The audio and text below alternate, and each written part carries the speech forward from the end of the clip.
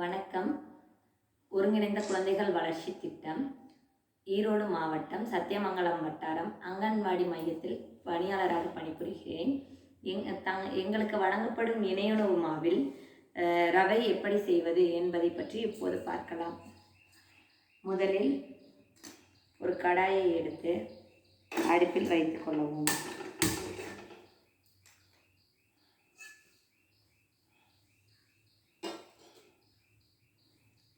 அதுக்குள்ளே மாவை எப்படி நம்ம ரவைக்கு ரெடி பண்ணுறது அப்படிங்கிறது பார்க்கலாம். 2 கரண்டி மாவு போட்டுட்டு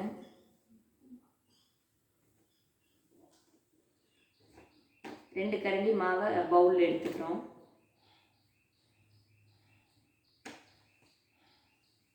கடாய் சூடாயிருச்சு, அதில் எண்ணெய் போட்டுக்கலாம்.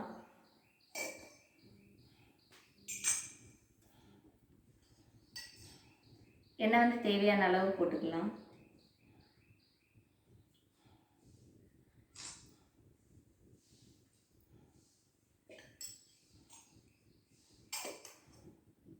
எண்ணெய் சூடாகணும்.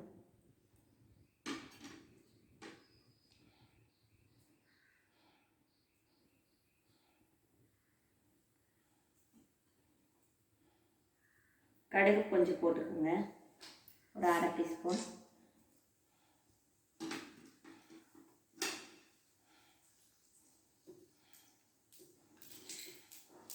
கடலைப்பருப்பு 1 டீஸ்பூன்.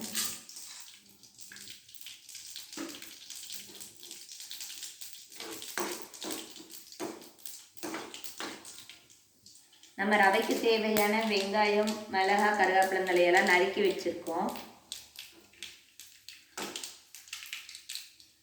நம்ம கடலைப்பருப்பு கொஞ்சம் பொன்னிறமாக வந்ததும் வெங்காயத்தை சேர்க்கலாம்.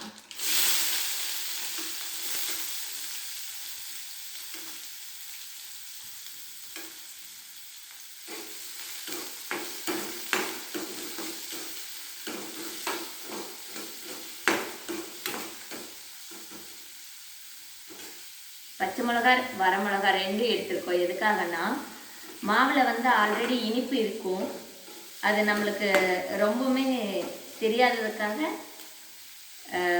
வரமிளகாய், பச்சை மிளகாய் 2 டேஸ்ட்டுக்காக இருக்குது, காரத்துக்கும் டேஸ்ட்டுக்கும் எடுத்துருக்கோம்.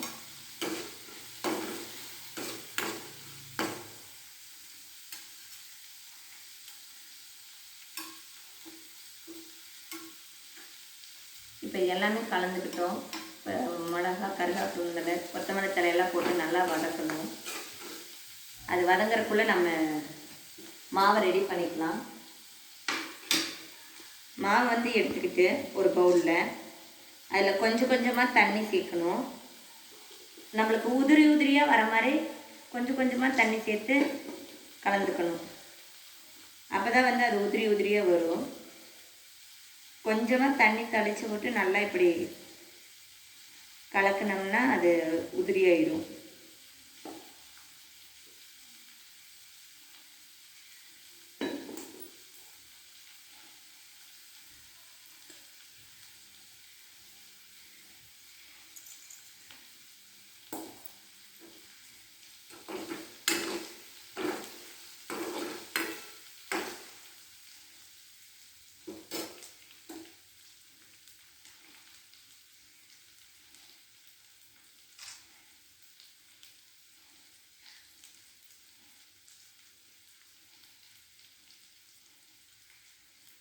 இப்போ நம்மளுக்கு உதிரி உதிரியாக மாவு வந்துருச்சு. இப்போ இதை நம்ம அந்த வெங்காயம் வதங்கினதுக்குள்ளே சேர்க்குறோம்.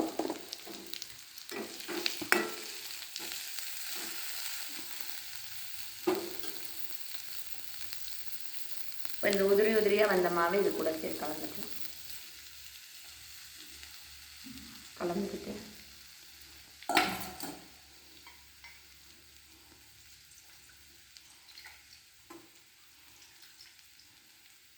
கலந்துக்கிட்டு அதோட கூட போட்டு நம்ம கலக்க போகிறோம். அந்த வெங்காயம், மிளகாய் கூட போட்டு அதுக்கு உப்பு லைட்டாக நம்ம போட்டுக்கலாம்.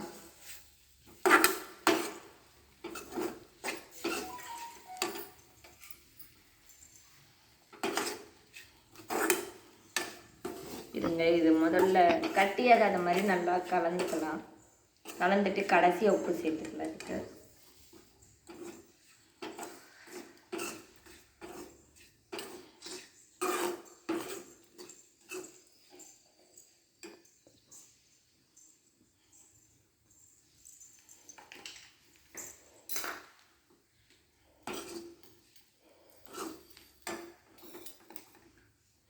இப்போ இதில் உப்பு கலந்துக்கிறோம். நம்மளுக்கு தேவையான அளவு உப்பு போட்டுக்கலாம்.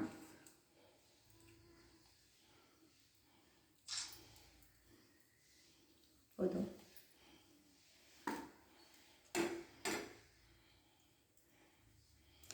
உப்பு போட்டுட்டு நல்லா கலந்துக்கலாம். நம்ம ஃபஸ்ட்டு உப்பு போடாதனால இப்போ போட்டு கலந்துக்கலாம். இதில் இனிப்பாக இருக்கிறதுனால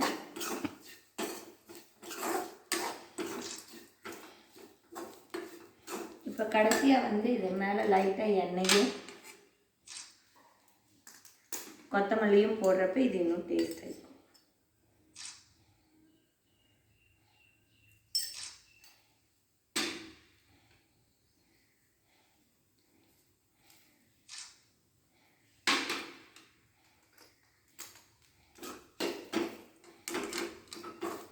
இது சாப்பிடாதவங்க கூட சாப்பிடுவாங்க.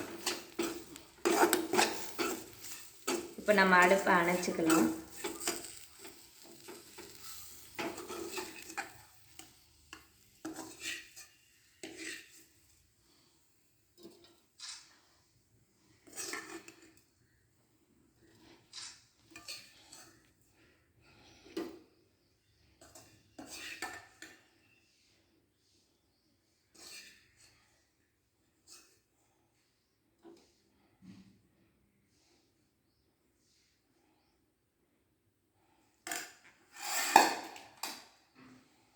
இப்போ வந்து எல்லாருமே இது எடுத்துக்குவாங்க.